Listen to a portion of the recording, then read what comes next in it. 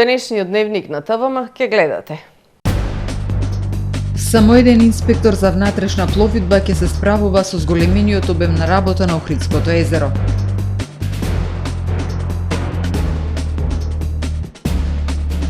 Ученици, наставници и невладини ги чистеа охридските плажи.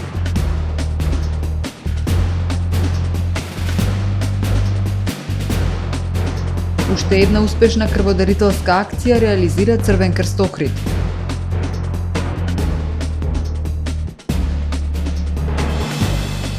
Младите пијанисти од музичкото училиште Методи Патче со нови успеси.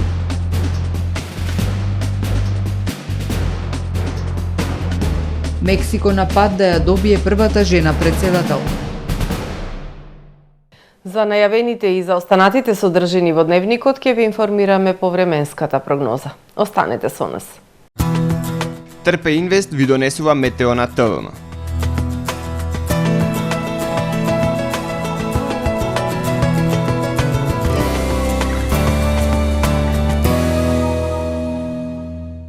Во Охрид денес, по свежото утро, во текот на денот имавме претежно сончево и топло време со појава на локална облачност. Во попладневните часови услови за развој на нестабилност со врнежи од дожд и грмотевици. Максималната дневна температура изнесуваше 23 степени Целзиусови. Во среда во најголем дел од Европа ќе продолжи нестабилното време со врнежи од дожд и грмотевици, а локално и со појава на невреме. На Пиринејскиот полуостров, како и локално во Источна Европа, ќе превладува претежно сончево време со појава на локална облачност. На Балканскиот полуостров утре ќе превладува умерено облачно и нестабилно време со локални врнежи од дожд и грмотевици. Во крајните северни и јужни предели на полуостровот претежно сончево време со локална облачност. Максималните дневни температури ќе се движат во интервал од 20 до 25 степени. Во Македонија во среда, во северните, северозападните, западните и југозападните предели ќе превладува умерено облачно и нестабилно време со врнежи од дожд и грмотевици. Локално со услови за појава на невреме и поројни дождови. Во останатите предели од земјава ќе превладува претежно сончево време со појава на локална облачност. Минималните температури ќе бидат во пораст и ќе се движат во интервал од 7 до 15 степени, додека пак максималните дневни температури во Македонија утре ќе достигнат од 16 до 28 степени. Во Охрид во среда ќе превладува умерено облачно и нестабилно време со врнежи од дожд и грмотевици, локално со поројни врнежи и услови за појава на невреме. Минималната температура од 10 степени, додека пак дневната ќе достигне до 21 степен. Во Охрид во четврток во првата половина од денот ќе превладува претежно сончево и топло време со локална облачност.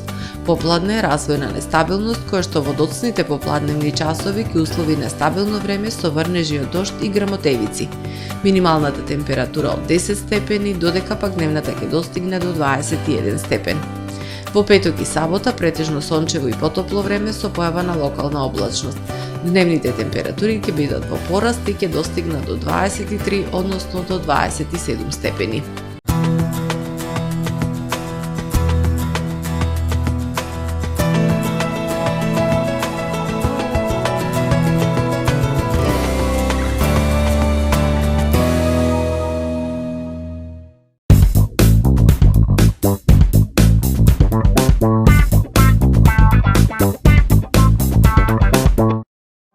Тамаро е 25 години охридски водечки лидер и препознатлив бренд.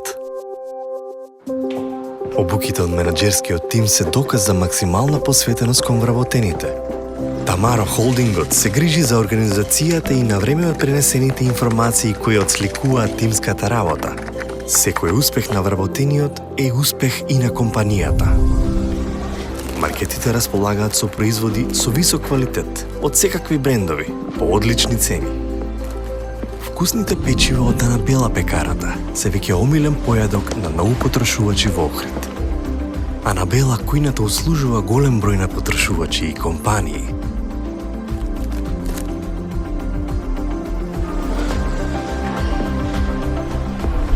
Рибарата е секогаш снабдена со најразлични видови на риба и морски плодови. А месарниците располагаат со свежо месо и месни производи во секое време. Уживајте во својот охридски домаќин. Тамаро, повеќе од маркет.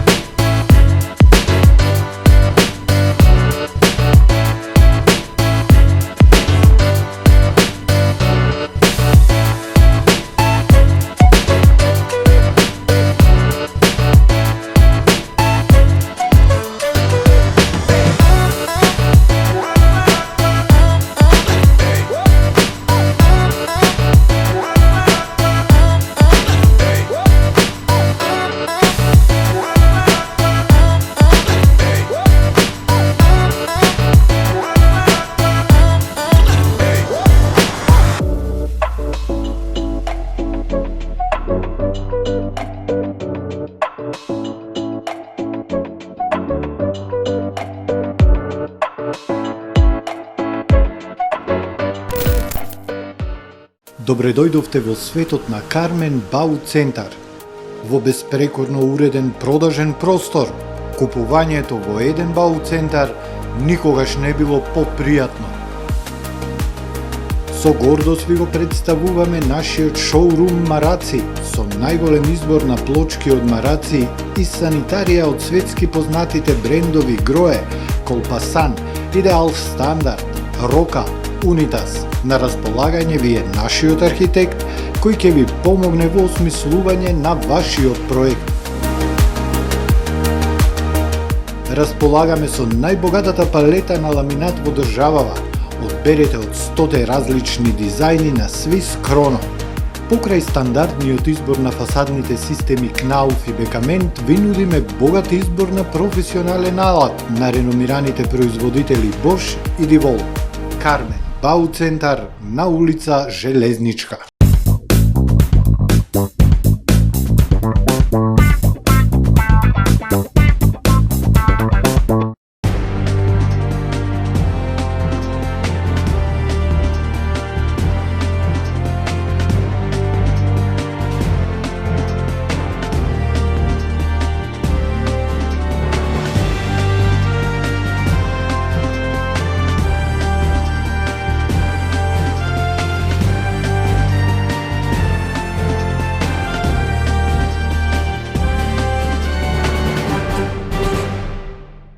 Добар ден, прво издание на Дневникот на ТВМ. Само еден инспектор ќе ја контролира безбедноста во пловидбата на Охридското езеро ова лето. Неопходно е вработување на најмалку уште 20 инспектори за капетанијата на пристаништата да може да одговори на обемот на работа, кој се зголемува со порастот на бројот на пловила. На прагот на летната туристичка сезона состојбата со безбедноста на вода и состојбата со пловилата е задоволителна, рутински како што се очекува, вели капетанот на капетанија на пристаништа Горан Устијановски. Оваа година предизвикот е кадровски во делот на инспекцискиот надзор на водниот сообраќај, бидејќи по пензионирањето на еден од инспекторите, капетанијата е само со еден инспектор за безбедност во внатрешната пловидба. Насушна е потребата, барем уште од двајца инспектори кои што ќе покриваат поголема акваторија, односно веќе се шири работата во смисла на тоа дека Преспа е малку подоживеа на Вештачките езера, исто така има некои своји, да речам, подем и така. Во таа смисла мораме да се доекипираме, така што по еден период тоа прашање ќе мора да се решава. Проверката на техничката исправност на пловилата се одбива континуирано, како што доспеваат датумите за технички преглед и предвидените планови за контрола, уверува капетанот. Со завршување на еден рок од техничкиот преглед од претходната година, веќе оваа година подлежи на реобновување, зависно за кој пловила, меѓуначе најчесто на една година за глисерите, за катамараните и така натака, додека другата сфера, која што е покрупна и поголема, тоа е патничките бродови, исто така во даден рок се вршат тие технички прегледи заедно со класификацијското друштво Биро Веритас во овој момент, така што нема никакви, да речеме, отстапувања или веќе некакви потреси. Во регистарот на капетанија на пристаништа впишани се преку 2800 пловни објекти вкупно на сите води на територија на државата. Во текот на летото во Охридското езеро има и над 200 усидрени пловила во каналот. Бродската флота на езерото е составена од 6 патнички бродови со капацитет до 150 патници. Ученици, наставници и невладини во екоакција. Во рамки на проектот Чиста животна средина за светла иднина, деновиве се реализираа неколку акции за чистење на плажите. Целта на проектот е градење на еколошки свесна младина. Ученици, наставници и невладини во екоакција. На повеќе плажи се собраа голем број вреќи најразличен отпад. Екоакциите за чистење на крајбрежјето на Охридското езеро се реализира во рамките на проектот Чиста животна средина за светла иднина на иницијатива на Сдруженијето на граѓани Нова Порта со поддршка на Министерството за животна средина и просторно планирање. Целта на овој проект е градење на еколошки свесна младина. Од Сдруженијето на граѓани велат преку вакви акции за чистење на најкритичните места вдолж брегот на Охридското езеро се подигнува еколошката свест кај јавноста, а од друга страна се остава чиста слика пред почетокот на туристичката сезона. Во акцијата се вклучија наставници и ученици од основното училиште Григор Приличев од Охрид. Наставниот кадар секогаш се труди од најмала возраст, ние сме сега 5-то одделение, но од прво деление учиме дека не само што треба да се грижиме за животната околина, туку кога можеме да помогнеме во чистење на истата, исто како сега со вашава акција, би било добро да има повеќе вакви акции во кои ќе учествуваме не само ние, туку поголем број и на ученици и на возрастни. Свесни сме дека не можеме се да исчистиме наеднаш, но вака чистејки, средувајки, даваме еден пример како воопшто не треба да дојдеме до позиција да ги чистиме плажите. Учениците ги учиме не само да го отфрлат отпадот каде што треба, туку и отпадот кој што го користи, кој што ни останува дома, да го рециклираме. Уште неколку пати, не знам колку може да се рециклира, па се надеваме дека барем малку ќе подигнеме свеста со овие ваши акции. Младите испратија силни еколошки пораки за зачувување на најстарото и највредното природно езеро во земјава и Европа. Да не фрламе ѓубре за чиста околина. Почиста околина за поздрав живот. Езерото не е корпа за отпад. Мораме да почнеме да рециклираме за поубава и почиста околина. Чиста околина за здравието на сите. Да се грижиме за нашата околина и да го фрламе ѓубрето на кант. Рециклирајте го ѓубрето во секакви услови. Што повеќе рециклираме, то поубав живот за нашата планета. Почиста околина, повеќе дрвја, подобро за нашата планета. Садете дрва за поубав живот. Исчистените плажи како еколошко чисти плажи ќе се обележат и со еко-знамиња. Ваквите акции пред се имаат едукативна намена, а практичните примери се најважни во борбата за заштитата на животната средина, велат еколозите од Нова Порта. Во рамките на проектот предвидено е да се реализираат и неколку подводни чистења на езерото во Охрид и Стугах, како и едукативни работилници со учениците од основните училишта. За подигнување на еколошката свест ќе биде изработен и видеоспот преку кој младите ќе испратат силни и јасни пораки за здрава и чиста животна средина. Конкурсот за избор на идејно решение за лого по повод 80 годишнината од ослободувањето на Охрид е отворен до петок 31 мај. Заклучно со петок 31 мај може да се испраќаат идејните решенија по конкурсот распишан од општина Охрид за избор на лого по повод 80 годишнината од ослободувањето на градот. Право на учество на конкурсот имаат млади лица на возраст од 15 до 29 години, жители на општина Охрид, а секој учесник може да поднесе најмногу 3 идејни решенија. Сите настани, организирани или поддржани од општината, ќе го носат логото кој ќе го избере стручна комисија формирана од градоначалникот на општина Охрид. Целта на логото е со низа на културни и спортски настани да се одбележи јубилејот 80 години слободен Охрид. Наградниот фонд за најдобрите 3 идејни решенија изнесува 30.000 денари. Сите заедно под плаво-белото знаме на општина Охрид да го прославиме 7 ноември, денот на ослободувањето на општината, велат од локалната самоуправа. Реализирана уште една успешна крводарителска акција на Црвен крст Охрид под мотото "Подади рака за живот, дарувај крв". Со цел обезбедување на доволни количества крв и крвни продукти за потребите на пациентите во здравствените установи во Охрид, Црвен крст Охрид денес организираше вонредна крводарителска акција од 10 до 14 часот во просториите на Центарот за култура Григор Парличев, на која што беа собрани 28 крвни единици. Од Охридскиот Црвен крст упатија благодарност до сите хумани луѓе што денес ја даруваа својата драгоцена течност. Завршени активностите за уредување на речното корито во село Белчишта.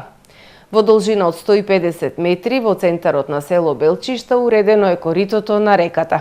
Извршено е расчистување на теренот од вегетација, поставување на сепариран дробен камен, поставување на арматурна мрежа, бетонирање на дното на каналот и санирање на оштетени делови од постоечкото корито.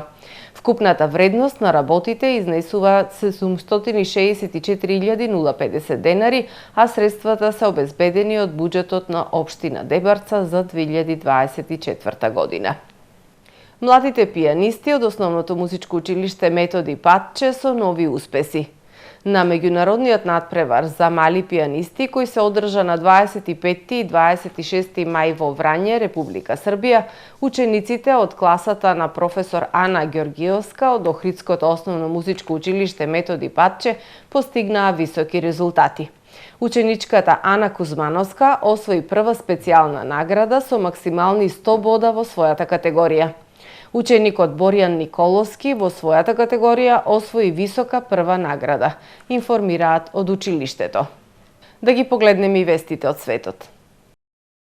Јеменските хути вчера соопштиле дека извршиле напади врз 2 американски разорнувачи и 3 брода во Црвеното море и Индискиот океан, користејќи беспилотни летала и проектили. Засега нема коментар од САД за овие тврдења на хутите. Хутите користат ракети и беспилотни летала за да гаѓаат бродови во Црвеното море и Јаденскиот залив, кои на кој било начин се поврзани со Израел како знак на солидарност со Газа, која е под разорен израелски напад од 7 октомври минатата година. Откако САД и Велика Британија започнаа одмазнички воздушни напади врз позициите на хутите во Јемен, движењето соопштило дека ги смета и сите американски и британски бродови за воени цели. Мексико, земја во која многу жени вршат неформални работи или работат дома во екстремно лоши услови, е на пат да ја добие својата прва жена председател на престојните избори.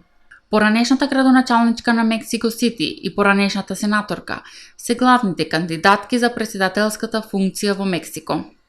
Сепак, невообичаено голем број жени во социјално-конзервативно Мексико превземаат раководни и политички улоги, а од 2005 до 2021 година јазот меѓу мажите и жените во владините и меѓународните ентитети се намалил за повеќе од 25%, покажуваат владините податоци. Од 2018 година половина од пратениците во Конгресот се жени, а бројот на гувернерки исто така нагло се зголемил. Засега, ниту една од водечките кандидатки за председателската функција не зборувала експлицитно за домашните работнички, но и двете јасно се изјасниле против се поизраченото насилство врз жените во Мексико и се залагаат за укинување на јазот во платите меѓу мажите и жените. Русија ќе изгради нуклеарна централа со мала мокност во Узбекистан, прва во подсоветска Централна Азија, изјавиле вчера узбекистанскиот и рускиот председател. Според документите објавени од Кремљ, руската државна компанија за нуклеарна технологија Росатом ќе изгради до 6 нуклеарни реактори од 55 мегавати во Узбекистан. Со спроведувањето на овој проект, Русија би покажала дека покрај енергетиката може да понуди софистицирани технолошки производи на новите азиски пазари и покрај притисокот од западните санкции, објавил Reuters. Ниту една поранешна Советска република во Централна Азија нема нуклеарна централа, но Узбекистан и соседен Казахстан произведуваат ураниум и долго време размислуваа за нивна изградба. Двајцата председатели исто така истакнале дека нивните влади работат на големи проекти во рударството, металургијата и хемиската индустрија. Циклонот Ремал ги погодил Бангладеш и Источна Индија, поплавувајќи ги крайбрежните села. Локалните медиуми објавиле дека 9 лица загинале, а стотици илјади останале без електрична енергија. Индискиот метеоролошки оддел соопштил дека Ремал најверојатно дополно ќе ослабне во текот на денот, но предупредил на обилни врнежи над североисточните држави во следните 2 дена. Ремал е првиот циклон во Бенгалскиот залив пред овогодинешната сезона на монсуните, која трае од јуни до септември. Бреговите на индискиот подконтинент често се погодени од циклони, но промената на климатските модели го зголемил интензитетот на бурите, што ги прави подготовките за природни катастрофи поитни. Ужас во кино во Бостон. Маж бил уапсен синоќа во Бостон откако со нож нападнал 3 тинејџерки и 9-годишно девојче кое било со нив во кино. Полицијата соопштила дека мажот влегол во киното без билет, отишол до салата, а потоа неиспровоциран нападнал 4 девојчиња на возраст од 9 до 17 години. Осомничениот побегнал од местото на настанот, но полицијата успеала да го лоцира во блиското градче Плимут, откако тој наводно учествувал во сличен напад таму, соопштила полицијата. Во вториот потенцијален напад кој се случил во ресторан во Макдоналдс, биле изводени 21 годишна жена и 29 годишен маж. Сите жртви биле хоспитализирани со повреди кои не се опасни по живот, соопштила полицијата, а осомничениот бил приведен. Почитувани гледачи, тука е крајот на првиот дневник на ТВМ. Ви благодарам за вниманието со кое не следевте. Пријатно!